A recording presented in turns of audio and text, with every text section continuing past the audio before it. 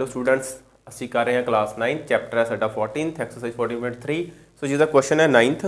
ਸੋ question 'ਚ ਦੇਖੋ ਸਾਡੇ ਕੋਲ ਇੱਕ ਲੋਕਲ ਟੈਲੀਫੋਨ ਨਿਰਦੇਸ਼ਕਾਂ ਵਿੱਚ 100 ਉਪਨਾਮ ਜਿਹੜੇ ਕਿ ਦਿੱਤੇ ਗਏ ਹਨ, ਸਰਨੇਮ ਦਿੱਤੇ ਗਏ ਹਨ, ਕਿੰਨੇ 100 ਦਿੱਤੇ ਗਏ ਹਨ ਸਰਨੇਮ। ਸੋ ਜਿਸ ਵਿੱਚ ਅਚਨਚੇਤ ਲਏ ਗਏ ਅਤੇ ਇਹਨਾਂ ਵਿੱਚੋਂ ਸੋ ਅਸੀਂ ਰੈਂਡਮਲੀ ਜਿਹੜੇ ਕਿ ਚੂਜ਼ ਕੀਤੇ ਹਨ 100 ਨਾਮ। ਸੋ ਇਸ ਵਿੱਚ ਉਹਨਾਂ ਵਿੱਚ ਅੰਗਰੇਜ਼ੀ ਵਰਨਮਾਲਾ ਦੇ ਅੱਖਰਾਂ ਦੀ ਸੰਖਿਆ, ਸੋ ਅਲਫਾਬੈਟਸ ਜਿਹੜੇ ਨੇ ਸਾਡੇ ਕੋਲ ਇੰਗਲਿਸ਼ ਦੇ, ਉਹਨਾਂ ਨੂੰ ਅਸੀਂ ਕਾਊਂਟ ਕੀਤਾ ਕਿ ਉਸ ਨਾਮ ਦੇ ਵਿੱਚ ਕਿੰਨੇ ਹਨ। ਤਾਂ ਉਹਨਾਂ ਦੀ ਜਿਹੜੀ ਸੰਖਿਆ ਦੀ ਹੇਠ ਦਿੱਤੀ ਬਾਰੰਬਾਰਤਾ ਸਾਨੂੰ ਦਿੱਤੀ ਗਈ ਹੈ, ਫ੍ਰੀਕੁਐਂਸੀ ਟੇਬਲ ਜਿਹੜਾ ਦਿੱਤਾ ਗਿਆ ਹੈ। ਸੋ ਜਿਸ ਦੇ ਵਿੱਚ ਸਾਡੇ ਕੋਲ ਪਹਿਲਾ ਕਾਲਮ ਹੈ ਕਿ ਵਰਨਮਾਲਾ ਦੇ ਅੱਖਰਾਂ ਦੀ ਸੰਖਿਆ। ਸੋ ਨੰਬਰ ਆਫ ਅਲਫਾਬੈਟਸ ਕਿੰਨੇ ਹਨ ਸਾਡੇ ਕੋਲ ਅਤੇ ਉਪਨਾਮਾਂ ਦੀ ਸੰਖਿਆ ਕਿੰਨੀ ਹੈ। ਮਤਲਬ ਕਿ ਜੇ 4 ਸਾਡੇ ਕੋਲ ਇੱਕ ਮਤਲਬ ਕਿ ਅਸੀਂ ਮੰਨ ਲੈਂਦੇ ਹਾਂ ਕਿ ਸਰਨੇਮ ਮੰਨ ਲਓ ਕਿ ਹੈ ਰਾਮ, ਠੀਕ ਆ। ਦੂਸਰਾ ਹੈ ਸਾਡੇ ਕੋਲ ਲਾ ਲਓ ਸੋਢੀ, ਠੀਕ ਆ। ਤੀਸਰਾ ਅਸੀਂ ਮੰਨ ਲੈਂਦੇ ਹਾਂ ਚੌਹਾਨ। ਸੋ ਇਸ ਤਰ੍ਹਾਂ ਸਰਨੇਮ ਹਨ ਸਾਡੇ ਕੋਲ। ਹੁਣ ਇਸ ਦੇ ਵਿੱਚ ਕਿੰਨੇ ਨਾ ਅਲਫਾਬੈਟ ਹਨ 3, ਇਸ ਦੇ ਵਿੱਚ ਕਿੰਨੇ ਹਨ 4, ਇਸ 'ਚ ਕਿੰਨੇ ਹਨ 1 2 3 4 5 6 7। ਸੋ ਇਸ 'ਚ ਕਿੰਨੇ ਹਨ ਸਾਡੇ ਕੋਲ 7 ਸਰਨੇਮ। ਸੋ ਇਸ ਤਰ੍ਹਾਂ ਜਦੋਂ ਸਾਡੇ ਕੋਲ ਸਰਨੇਮ ਦੇ ਵਿੱਚ ਜਿੰਨੇ ਅਲਫਾਬੈਟ ਦਿੱਤੇ ਗਏ ਹਨ ਉਹਨਾਂ ਨੂੰ ਅਸੀਂ ਇੱਕ ਟੇਬਲ ਦੇ ਵਿੱਚ ਦਰਸਾਇਆ ਹੈ। ਮਤਲਬ ਕਿ 1 ਤੋਂ 4 ਉਹ ਵਾਲੇ ਸਰਨੇਮ ਜਿਨ੍ਹਾਂ ਦੇ ਅਲਫਾਬੈਟ ਕਿੰਨੇ ਹਨ 1 ਤੋਂ 4 ਦੇ ਵਿੱਚ ਹਨ, ਮਤਲਬ ਕਿ 1 ਹਨ 2 ਹਨ ਜਾਂ 3 ਹਨ। ਸੋ ਇਸ ਬਾਰੇ ਤੁਹਾਨੂੰ ਅਸੀਂ ਪਹਿਲਾਂ ਹੀ ਆਪਾਂ ਬਹੁਤ ਕਲੀਅਰ ਕਰ ਚੁੱਕੇ ਹਾਂ ਕਿ ਇਸ ਵਿੱਚ ਕਿੰਨੇ ਜਿਹੜੇ ਕਿ ਅਲਫਾਬੈਟਸ ਆਉਣਗੇ। ਮਤਲਬ ਕਿ ਇਹ 4 ਨਹੀਂ ਹੈਗਾ, ਨੈਕਸਟ ਵਾਲੇ 'ਚ ਚੱਲ ਜਾਏਗਾ ਸਾਡੇ ਕੋਲ, ਠੀਕ ਹੈ। ਸੋ ਇਸ ਤਰ੍ਹਾਂ 3 ਹਨ। ਤਾਂ ਇਸ ਤਰ੍ਹਾਂ ਦੇ ਸਾਡੇ ਕੋਲ ਕਿੰਨੇ ਉਪਨਾਮ ਮਿਲਦੇ ਹਨ 6 ਸਾਨੂੰ ਦਿੱਤਾ ਹੋਇਆ ਟੇਬਲ ਦੇ ਵਿੱਚ। ਫਿਰ ਜਿਸ ਦੇ ਸਰਨੇਮ ਦੇ ਵਿੱਚ 4 ਤੋਂ 6 ਤੱਕ ਅਲਫਾਬੈਟ ਆਉਂਦੇ ਹਨ ਤਾਂ ਉਸ ਦੇ ਵਿੱਚ ਸਾਡੇ ਕੋਲ ਕਿੰਨੇ ਜਿਹੜੇ ਕਿ ਉਪਨਾਮ ਹਨ 30 ਦਿੱਤੇ ਗਏ ਨੇ। ਫਿਰ 6 ਤੋਂ 8 ਤੱਕ 44 ਹਨ। ਫਿਰ ਸਾਡੇ ਕੋਲ 8 ਤੋਂ 12 ਤੱਕ 16 ਹਨ। ਫਿਰ ਸਾਡੇ ਕੋਲ 12 ਤੋਂ 20 ਤੱਕ 4 ਨਾਮ ਇਸ ਤਰ੍ਹਾਂ ਸਾਡੇ ਕੋਲ ਹਨ। ਹੁਣ ਅਸੀਂ ਇਸ ਦਾ ਸਭ ਤੋਂ ਪਹਿਲਾਂ ਸਾਨੂੰ ਕਿਆ ਬਣਾਉਣਾ, ਇੱਕ ਆਇਤ ਚਿੱਤਰ। ਆਇਤ ਚਿੱਤਰ ਦਾ ਮਤਲਬ ਕਿ ਅਸੀਂ ਇੱਕ ਹਿਸਟੋਗ੍ਰਾਮ ਜਿਹੜਾ ਹੈ ਉਹ ਬਣਾਉਣਾ ਹੈ। ਦੂਸਰਾ ਸਾਨੂੰ ਕਿਹਾ ਹੈ ਕਿ ਦੱਸੋ ਕਿਸ ਵਰਗ ਅੰਤਰਾਲ ਦੇ ਵਿੱਚ ਉਪਨਾਮਾਂ ਦੀ ਅਧਿਕਤਮ ਜਿਹੜੀ ਸੰਖਿਆ ਸਾਨੂੰ ਮਿਲਦੀ ਹੈ। ਸੋ ਸ਼ੁਰੂ ਕਰਦੇ ਹਾਂ ਅਸੀਂ। ਇਹ ਦੇਖੋ ਸਾਡੇ ਕੋਲ ਇੱਕ ਕਾਰਟੀਜ਼ੀਅਨ ਪਲੇਨ ਹੋਊਗਾ ਜਿਸ ਦਾ ਸਾਡੇ ਕੋਲ ਇੱਕ ਐਕਸ ਧੁਰਾ ਹੋਊਗਾ, ਐਕਸ ਐਕਸਿਸ ਲਿਖਿਆ ਅਸੀਂ। ਦੂਸਰਾ ਹੋਊਗਾ ਸਾਡੇ ਕੋਲ ਵਾਈ ਐਕਸਿਸ, ਵਾਈ ਧੁਰਾ। ਸੋ ਇਸ ਦੇ ਉੱਪਰ ਸਾਡੇ ਕੋਲ ਹੈ ਉਪਨਾਮਾਂ ਦੀ ਸੰਖਿਆ, ਸੋ ਜਿਸ ਨੂੰ ਅਸੀਂ ਐਫ ਦੇ ਨਾਲ ਦਰਸਾਉਂਦੇ ਹਾਂ। ਇਸ ਸਾਈਡ ਤੇ ਸਾਡੇ ਕੋਲ ਹੈਗਾ ਵਰਨਮਾਲਾ ਦੇ ਅੱਖਰਾਂ ਦੀ ਸੰਖਿਆ। ਸੋ ਇੱਥੇ ਲਿਖ ਦਿੰਦੇ ਅਸੀਂ ਨੰਬਰ ਆਫ ਅਲਫਾਬੈਟਸ ਕਿੰਨੇ ਸਾਡੇ ਕੋਲ ਹਨ। ਸੋ 1 ਤੋਂ 4 ਤੁਹਾਨੂੰ ਸ਼ੁਰੂ 'ਚ ਦਿੱਤਾ ਗਿਆ ਹੈ, ਜੋ ਟੇਬਲ ਦੇ ਵਿੱਚ ਦੇਖੀ ਕਲਾਸ ਇੰਟਰਵਲ 1 ਤੋਂ 4 ਤੱਕ ਸ਼ੁਰੂ ਕੀਤੀ ਗਈ ਹੈ। ਤਾਂ ਸਾਡੇ ਕੋਲ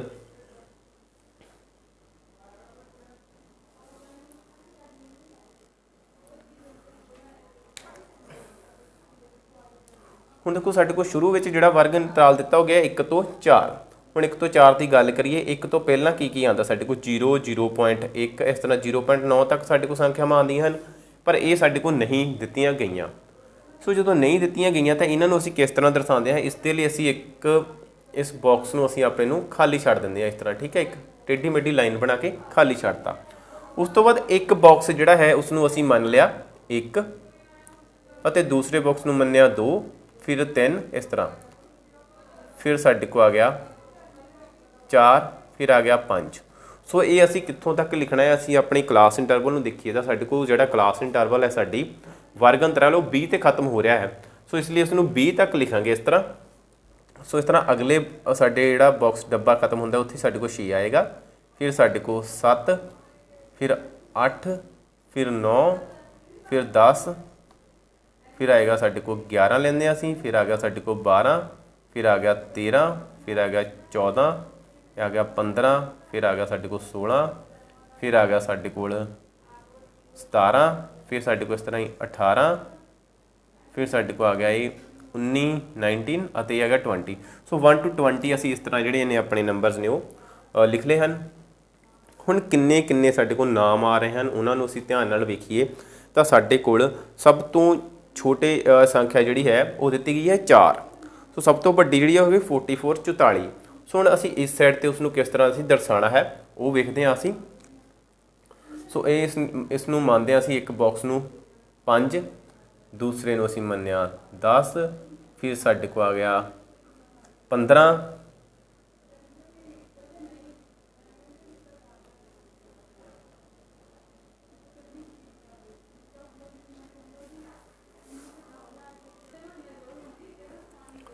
ਹੁਣ ਇਸ ਨੂੰ ਅਸੀਂ ਜਦੋਂ ਬਰਾਬਰ ਬਰਾਬਰ ਡਿਵੀਜ਼ਨ 'ਚ ਵੰਡਦੇ ਹਾਂ ਤਾਂ ਅਸੀਂ ਇੱਕ ਬਾਕਸ ਨੂੰ 4 ਮੰਨ ਲੈਂਦੇ ਹਾਂ। ਠੀਕ ਹੈ, ਹੁਣ ਧਿਆਨ ਨਾਲ ਸਮਝਣਾ ਹੈ ਕਿ ਬਾਕਸ ਨੂੰ 4 ਮੰਨਣ ਦਾ ਮਤਲਬ ਕੀ ਹੈ। ਹੁਣ ਇਹ ਜਿਹੜਾ ਇੱਕ ਬਾਕਸ ਹੈ ਸਾਡੇ ਕੋਲ, ਇਸ ਦੇ ਵਿੱਚ ਸਾਡੇ ਕੋਲ ਕਿੰਨੀਆਂ ਲਾਈਨਸ ਹਨ? ਇੱਕ ਹੀ ਹੋ ਗਈ, 1 2 3 4, ਇਸ ਤਰ੍ਹਾਂ ਇੱਕ 5 ਲਾਈਨ ਵੱਡੀ ਹੈ ਪੰਜਵੀਂ, ਫਿਰ 1 2 3 4 ਅਤੇ ਫਿਰ ਸਾਡੇ ਕੋਲ ਇਸ ਤਰ੍ਹਾਂ 5th ਲਾਈਨ ਜਿਹੜੀ ਉਹ ਵੱਡੀ ਆਉਂਦੀ ਹੈ। ਸੋ ਇਹ 4 ਦੇ ਬਰਾਬਰ ਹੈ। ਹੁਣ ਜਦੋਂ ਅਸੀਂ ਇਹਦਾ ਹਾਫ ਕਰਦੇ ਹਾਂ ਤਾਂ ਇੱਥੇ ਸਾਡੇ ਕੋਲ 4 ਹੈ ਤੇ ਇੱਥੇ ਸਾਡੇ ਕੋਲ ਕੀ ਹੈ? 0। ਠੀਕ ਹੈ, ਇਹ ਹੋ ਗਿਆ ਸਾਡੇ ਕੋਲ, ਇਸ ਦਾ ਅੱਧ ਕੀਤਾ ਸਾਡੇ ਕੋਲ ਗਿਆ 2। ਇਹਦਾ ਮਤਲਬ ਕਿ ਆਹ ਰੇਖਾ ਜਿਹੜੀ ਹੈ ਸੈਂਟਰ ਵਾਲੀ 2 ਨੂੰ ਦਰਸਾ ਰਹੀ ਹੈ। ਸੋ ਇਸ ਦਾ ਅੱਧ ਕਰੋ, ਸਾਡੇ ਕੋਲ ਦੇਖੋ 2 ਲਾਈਨਸ ਅਸੀਂ ਇਹ ਦੇਖੋ ਇਹ ਸਾਡੇ ਕੋਲ 2 ਲਾਈਨਾਂ ਅਸੀਂ ਇਹ ਛੱਡੀਆਂ, 2 ਇਹ ਵਾਲੀਆਂ ਛੱਡਦੇ ਹਾਂ ਤਾਂ ਇਸ ਦੇ ਵਿੱਚ ਸਾਡੇ ਕੋਲ ਗਿਆ 1। ਸੋ ਇਸ ਤਰ੍ਹਾਂ 2 ਇਹ ਛੱਡੋ, 2 ਇਹ ਛੱਡੋ ਤਾਂ ਇਸ ਦੇ ਵਿਚਕਾਰ ਸਾਡੇ ਕੋਲ ਗਿਆ 3। ਸੋ ਇਹ ਆ ਗਿਆ। ਸੋ ਇਸ ਤਰ੍ਹਾਂ ਸਾਡੇ ਕੋਲ ਜਿਹੜਾ ਇਸ ਦੀ ਡਿਵੀਜ਼ਨ ਜਿਹੜੀ ਉਹ ਹੋਵੇਗੀ।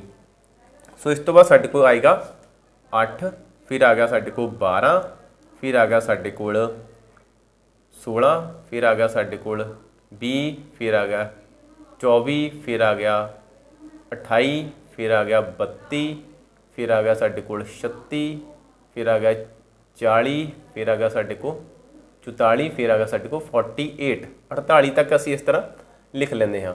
ਸੋ ਧਿਆਨ ਰੱਖਣਾ ਡਿਵੀਜ਼ਨ ਸਾਡੇ ਕੋਲ ਪੂਰੀ ਬਰਾਬਰ ਹੋਵੇ, ਜਾਂ ਤਾਂ ਤੁਸੀਂ 2-2 ਬਾਕਸ ਰੱਖ ਲਓ ਜਾਂ ਇੱਕ ਰੱਖ ਲਓ, ਜਾਂ ਫਿਰ ਤੁਸੀਂ ਇਸ ਦੇ ਵਿੱਚ ਛੋਟੇ ਛੋਟੇ ਬਾਕਸ ਜਿਹੜੇ ਡੱਬੇ ਬਣੇ ਹੋਏ ਹਨ ਜਾਂ ਲਾਈਨਸ ਤੁਸੀਂ ਗਿਣ ਲੈਣੀਆਂ ਹਨ ਤੇ ਬਰਾਬਰ ਬਰਾਬਰ ਲਾਈਨ ਜਿਹੜੀਆਂ ਅਸੀਂ ਰੱਖ ਕੇ ਚੱਲਣਾ ਹੈ।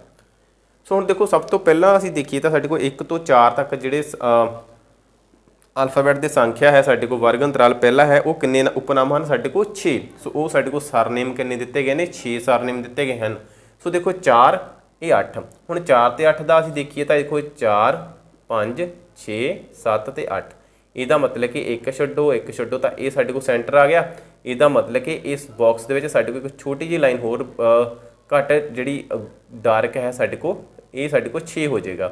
ਸੋ ਇਸ ਤਰ੍ਹਾਂ ਸਾਡੇ ਕੋਲ 1 ਤੋਂ 4 ਤੱਕ ਦੇਖੋ ਸਾਡੇ ਕੋਲ ਇਹ ਹੈ 1, ਇੱਥੋਂ ਅਸੀਂ ਉੱਪਰ ਗਏ, ਇਹ ਸਾਡੇ ਕੋਲ 6 ਵਾਲੀ ਲਾਈਨ ਸੀ। ਸੋ 1 ਤੋਂ 4 ਤੱਕ, 4 ਤੋਂ ਉੱਪਰ ਚੱਲ ਜਾਓ ਤਾਂ ਸਾਡੇ ਕੋਲ ਇਹ ਜਿਹੜਾ ਇੰਨਾ ਆਇਤ ਬਣ ਰਿਹਾ ਹੈ, ਰੈਕਟੈਂਗਲ ਬਣ ਰਿਹਾ ਹੈ, 1 ਤੋਂ 6 ਤੱਕ ਦਾ ਬਣ ਰਿਹਾ ਹੈ ਸਾਡੇ ਕੋਲ। ਕਲੀਅਰ? ਇਸ 6 ਸਰਨੇਮ ਦਾ ਸਾਡੇ ਕੋਲ ਆਇਤ ਜਿਹੜਾ ਰੈਕਟੈਂਗਲ ਉਹ ਬਣ ਚੁੱਕਾ ਹੈ। ਫਿਰ ਸਾਡੇ ਕੋਲ 4 ਤੋਂ 6 ਤੱਕ ਹੈ ਜੋ ਹੈ ਸਾਡੇ ਕੋਲ 30। ਹੁਣ ਦੇਖੋ ਸਾਡੇ ਕੋਲ 30 ਕਿੱਥੇ ਆਉਂਦਾ ਹੈ? ਇਹ ਕਹਿੰਦਾ 28 32। ਸੋ ਇਸ ਦੇ ਸੈਂਟਰ 'ਚ ਸਾਡੇ ਕੋਲ ਆ ਗਿਆ 30 ਆ ਗਿਆ। ਸੋ ਇਹ ਸਾਡੇ ਕੋਲ 30 ਵਾਲੀ ਰੇਖਾ ਦੇਖੋ ਸਾਡੇ ਕੋਲ ਚੱਲ ਰਹੀ ਹੈ। ਅਸੀਂ ਇੱਥੋਂ ਪਹਿਲਾਂ ਤਾਂ ਉੱਪਰ ਵੱਲ ਚੱਲ ਜਾਈਏ। ਦੇਖੋ ਇਸ ਤਰ੍ਹਾਂ ਅਸੀਂ ਇੱਥੋਂ ਪਹਿਲਾਂ ਆਇਤ ਜਿੱਥੇ ਖਤਮ ਹੋਇਆ ਸੀ ਉੱਥੋਂ ਉੱਪਰ ਗਏ। ਇਹ ਦੇਖੋ ਸਾਡੇ ਕੋਲ 28 ਤੇ 32 ਦੇ ਵਿਚਕਾਰ ਸਾਡੇ ਕੋਲ ਆ ਗਿਆ 30 ਆ ਗਿਆ। ਸੋ 30 ਤੋਂ ਅਸੀਂ ਇਸ ਸਾਈਡ ਵੱਲ ਆਏ ਤਾਂ ਸਾਡੇ ਕੋਲ ਇਹ ਜਿਹੜਾ ਆਇਤ ਹੈ ਸਾਡੇ ਕੋਲ ਬਣੇਗਾ। ਇਹ ਦੇਖੋ 30 ਵਾਲੀ ਲਾਈਨ ਆਉਂਦੀ ਹੈ ਸਾਡੇ ਕੋਲ, ਇਹ ਇੱਥੇ ਆ ਰਹੀ ਹੈ। ਸੋ ਇਸ ਨੂੰ ਅਸੀਂ ਕਰਦੇ ਹਾਂ ਸਾਫ਼। ਤਾਂ ਇਹ ਸਾਡੇ ਕੋਲ 4 ਤੋਂ ਕਿੱਥੇ ਤੱਕ ਬਣ ਰਹੀ ਹੈ? 6 ਤੱਕ। ਸੋ ਇਹ ਹੈ 6 ਸਾਡੇ ਕੋਲ। 6 ਤੋਂ ਉੱਪਰ ਵੱਲ ਚਲੇ ਜਾਓ। ਇਹ ਅਸੀਂ 6 ਤੋਂ ਉੱਪਰ ਗਏ ਤਾਂ ਸਾਡੇ ਕੋਲ ਇਹ ਸੀ 30 ਵਾਲੀ ਲਾਈਨ। ਤਾਂ ਸਾਡੇ ਕੋਲ ਇੱਕ ਦੂਸਰਾ ਆਇਤ ਬਣ ਗਿਆ ਜੋ ਸਾਡੇ ਕੋਲ ਕਿੰਨੇ ਉਪਨਾਮ ਵਾਲਾ ਹੈ? 30 ਉਪਨਾਮ ਵਾਲਾ। ਫਿਰ ਸਾਡੇ ਕੋਲ ਤੱਕ ਹੈ 6 ਤੋਂ 8। ਸੋ 6 ਤੋਂ 8 ਜਾਣਾ ਹੈ। ਉਪਨਾਮਾਂ ਦੀ ਸੰਖਿਆ ਦੇਖੋ ਕਿੰਨੀ ਹੈ? 44 44। ਇਹ ਸਾਡੇ ਕੋਲ ਕਿੰਨਾ ਹੈ? 44 ਦਾ ਇਹ ਵਾਲਾ ਸਾਡੇ ਕੋਲ ਲਾਈਨ ਹੈ। ਦੇਖੋ ਇਹ ਲਾਈਨ ਹੈ ਸਾਡੇ ਕੋਲ, ਇੱਥੇ ਆ ਗਏ ਅਸੀਂ, ਇੱਥੋਂ ਅਸੀਂ ਉੱਪਰ ਵੱਲ ਜਾਣਾ ਹੈ। ਫਿਰ ਦੇਖੋ 6 ਤੋਂ 8 ਤੱਕ ਸੀ, ਇਹ ਸਾਡਾ 8 ਹੈ। 8 ਤੋਂ ਉੱਪਰ ਵੱਲ ਅਸੀਂ ਲਾਈਨ ਖਿੱਚਦੇ ਹਾਂ ਤਾਂ ਇਹ ਸਾਡੇ ਕੋਲ 44 ਉਪਨਾਮਾਂ ਵਾਲਾ ਜਿਹੜਾ ਆਇਤ ਹੈ, ਰੈਕਟੈਂਗਲ ਹੈ, ਉਹ ਬਣ ਜਾਂਦਾ ਹੈ। ਫਿਰ ਸਾਡੇ ਕੋਲ 8 ਤੋਂ 12। ਦੇਖੋ 8 9 10 11 12, ਮਤਲਬ ਕਿ ਇੱਥੇ ਤੱਕ ਇੰਨੀ ਚੌੜਾਈ ਵਾਲਾ ਜਿਹੜਾ ਸਾਡਾ ਆਇਤ ਹੈ ਉਹ ਬਣੇਗਾ। ਸੋ ਇਹ ਹੈ ਸਾਡੇ ਕੋਲ 16। ਸੋ 16 ਦੇਖੋ ਸਾਡੇ ਕੋਲ ਇਹ ਹੈ 16 ਸਾਡੇ ਕੋਲ ਲਿਖਿਆ ਹੋਇਆ ਇਸ ਲਾਈਨ ਦੇ ਉੱਪਰ ਆ ਰਿਹਾ ਹੈ। ਸੋ ਇੱਥੋਂ ਅਸੀਂ ਇਸ ਤੇ ਹੀ ਆਪਣੇ ਸੱਜੇ ਪਾਸੇ ਵੱਲ ਲਾਈਨ ਖਿੱਚ ਦੇਣੀ ਹੈ ਤੇ ਨੀਚੇ ਤੋਂ ਉੱਪਰ ਵੱਲ ਅਸੀਂ ਇਹ ਜੋੜਤਾ ਤਾਂ ਇਹ ਸਾਡੇ ਕੋਲ ਬਣ ਗਿਆ ਸਾਡਾ 16 ਉਪਨਾਮਾਂ ਵਾਲਾ ਆਇਤ ਬਣ ਜਾਂਦਾ ਹੈ। ਫਿਰ ਸਾਡੇ ਕੋਲ ਆ ਗਿਆ 12 ਤੋਂ 20 ਤੱਕ। ਸੋ ਇੱਥੇ ਤੱਕ ਕੰਪਲੀਟ ਆਏਗਾ। ਸਾਡੇ ਕੋਲ ਕਿੰਨੇ ਉਪਨਾਮਾਂ ਹਨ? ਸਾਡੇ ਕੋਲ 4। ਸੋ ਦੇਖੋ ਇਹ ਹੈ ਸਾਡੇ ਕੋਲ 4 ਵਾਲਾ, ਇਹ 4 ਵਾਲੀ ਲਾਈਨ ਆਉਂਦੀ ਹੈ। ਇੱਥੋਂ ਅਸੀਂ ਆਪਣੇ 20 ਦੇ ਵੱਲ ਚਲੇ ਜਾਣਾ ਹੈ। ਇਹ ਆਉਂਦਾ ਹੈ ਸਾਡਾ 20। ਸੋ ਇੱਧਰ ਗਿਆ ਸਾਡੇ ਕੋਲ, ਇਹ ਸਾਡੇ ਕੋਲ ਇੱਕ ਜਿਹੜਾ ਆਇਤ ਹੈ ਉਹ ਬਣਦਾ ਹੈ। ਸੋ ਜਿਸ ਦੇ ਵਿੱਚ ਕਿੰਨੇ ਉਪਨਾਮ ਹਨ? ਸਾਡੇ ਕੋਲ 4। ਪਰ ਸਭ ਤੋਂ ਚੌੜਾਈ ਵਾਲਾ ਜ਼ਿਆਦਾ ਕਿਹੜਾ ਆਇਤ ਬਣਿਆ? ਸਾਡੇ ਕੋਲ 12 ਤੋਂ 20 ਵਾਲਾ। ਸੋ ਇਹ ਸੀ ਸਾਡਾ ਪਹਿਲਾ ਕੁਐਸਚਨ ਜਿਸ ਦੇ ਵਿੱਚ ਅਸੀਂ ਹਿਸਟੋਗ੍ਰਾਮ ਬਣਾਉਣਾ ਸੀ, ਮਤਲਬ ਕਿ ਇੱਕ ਆਇਤ ਚਿੱਤਰ ਜਿਹੜਾ ਬਣਾਉਣਾ ਸੀ, ਜਿਸ ਨੂੰ ਅਸੀਂ ਬੋਲ ਦਿੰਦੇ ਹਾਂ अपना हिस्टोग्राम। सो इस तो बाद सानू क्वेश्चन है कि वो वर्ग अंतराल दसो जिस विच अधिकतम संख्या विच उपनाम हैं। अधिकतम मतलब मैक्सीमम जिहदे विच साडे को सरनेम्स आते हैं। सो सब तो उचाई वाला असी जिहड़ा अपना आयत है या रिक्टेंगल वेखना है। सो देखो सब तो उच्चा किहड़ा है ए वाला।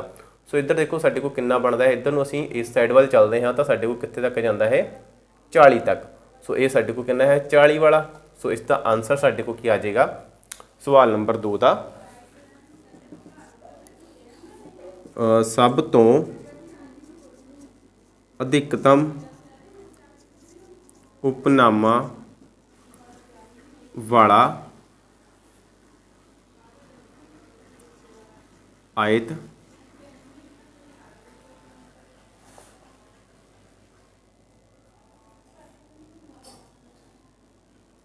वर्ग अंतराल। सो देखो 40 है, वर्ग अंतराल की है साडे को इत्थों नीचे आ जाओ, ठीक है। नीचे है तो साडे को ये कित्थे आंदा पिया 6 ते इस साइड तो नीचे है साडे को आंदा 8 ते। सो साडे को किहड़ा वर्ग अंतराल आ गया, वर्ग अंतराल 6 तो 8 है। सो इसी साडा क्वेश्चन नंबर 2 का आंसर। सो इस दे नाल ही साडी एक्सरसाइज जो 14.3 चल रही सी वो कंप्लीट होंदी है। सो उम्मीद करते हैं कि क्वेश्चन ने सानू क्लीयर हो गए होणगे। सो ध्यान रखना है कि तुसीं इन्हां क्वेश्चनस नूं सारिਆਂ ਨੂੰ ग्राफ पेपर लैके उस ते ही बनाने की कोशिश करनी है। एक तो तुहानूं ग्राफ ते काम करना आवेगा, दूसरा तुहाडा जिहड़ा इस ते हत्थ जिहड़ा ग्राफ ते टिक जाएगा तो तुसीं इसदी डिवीजन करनी जिहड़ी बहुत ही वधिया ढंग दे नाल सीख जोगे, क्योंकि बिना प्रैक्टिस तो असीं कुछ भी नहीं कर सकते। इसलिए जेकर गलत हुंदा है तो उसनूं दोबारा ट्राई करो। सो ट्राई उदों तक करो जदों तक तुसीं पूरे उस दे विच परफेक्ट नहीं हो पाते। सो क्वेश्चनस भी साडे को थोड़े हैं, तुसीं 2-4 एग्जाम्पल्स लै लो तो तुहाडा मैनूं लगे सारा जिहड़ा ग्राफ बनाउण दा सिलसिला है तुहाडा वो कंप्लीट हो जाएगा तो तुहानूं सारा क्लीयर हो जाएगा। सो ਵੱਧ ਤੋਂ ਵੱਧ ਬੱਚਿਆਂ तक शेयर करो, चैनल ਨੂੰ सबसक्राइब। थैंक यू, मिलते हैं नैक्सट क्लास नैक्सट क्वेश्चन के नाल।